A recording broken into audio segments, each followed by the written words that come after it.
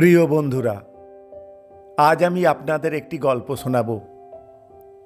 আশা করি গল্পটা ভালো লাগবে। শেষ পর্যন্ত শুনতে থাকুন। তাহলে শুরু করছি।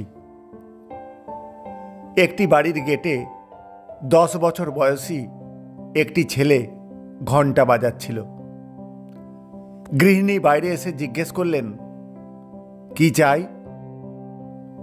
ছেলেটি মিনতির সুরে বলল, কাকিমা, আপনার বাগানটা পরিষ্কার করে দেব।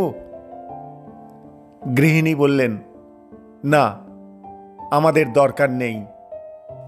ছেলেটি হাত জোর করে কাঁদো কাঁদো গলায় বলল, কাকিমা, একবার কাজ করে দিতে দিন, ঠিকঠাক করে দেব।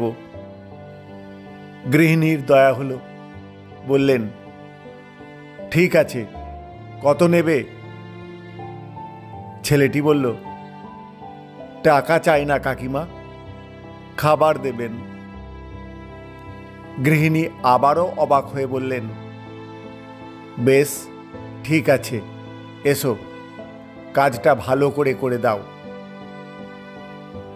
মনে মনে ভাবলেন, বাচ্চাটা নিশ্চয়ই ক্ষুধার্ত, আগে কিছু খেতে দিই। গৃহিণী ডাকলেন, শোনো, আগে খাবার খাও, তারপর কাজ করবে। ছেলেটি জিদ ধরে বলল, না কাকিমা, আগে কাজ শেষ করি, তারপর খাবো। গৃহিণী সম্মত হয়ে নিজের কাজে ব্যস্ত হয়ে গেলেন। 1 ঘন্টা পর ছেলেটি এসে বলল, কাকিমা, দেখুন তো পরিষ্কার হয়েছে কি না। গৃহিণী তাকিয়ে দেখে মুগ্ধ হলেন। বাগান ঝকঝকে, গাছের টবগুলো গুছিয়ে সাজানো। বললেন, বাহ, খুব সুন্দর করেছ। এখানে বসো, খাবার নিয়ে আসি। খাবার দেয়া মাত্রই ছেলেটি পকেট থেকে একটি প্লাস্টিকের ব্যাগ বের করে তাতে খাবার ভরতে শুরু করল। গৃহিণী বিস্মিত হয়ে বললেন, ক্ষুধার্ত অবস্থায় কাজ করেছ, এখন এখানেই খাও, আরও লাগলে আমি দেব। ছেলেটি চোখে জল নিয়ে বলল, না কাকিমা, বাড়িতে মা অসুস্থ, সরকারি হাসপাতাল থেকে ওষুধ এনেছি, কিন্তু ডাক্তার বলেছেন খালি পেটে ওষুধ খাওয়ানো যাবে না। গৃহিণীর চোখে জল এসে গেল। তিনি নিজে হাতে ছেলেটিকে খাওয়ালেন, যেন তার দ্বিতীয় মা হয়ে গেলেন। এরপর ছেলেটির মায়ের জন্য গরম গরম রুটি বানিয়ে তাদের বাড়িতে গিয়ে দিলেন। গৃহিণী ছেলেটির অসুস্থ মায়ের হাত চেপে বললেন, বোন, ধনী আমরা নই, তুমিই আসল ধনী।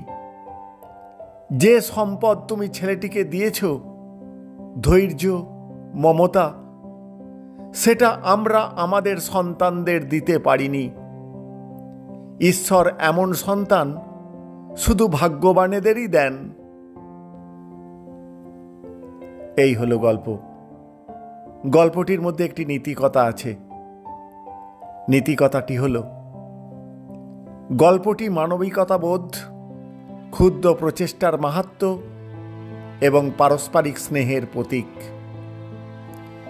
ছেলেটির আত্মসম্মানবোধ, অর্থাৎ কাজ না করে খাবো না, এবং মায়ের প্রতি তার দায়িত্ববোধ হৃদয় স্পর্শ করে।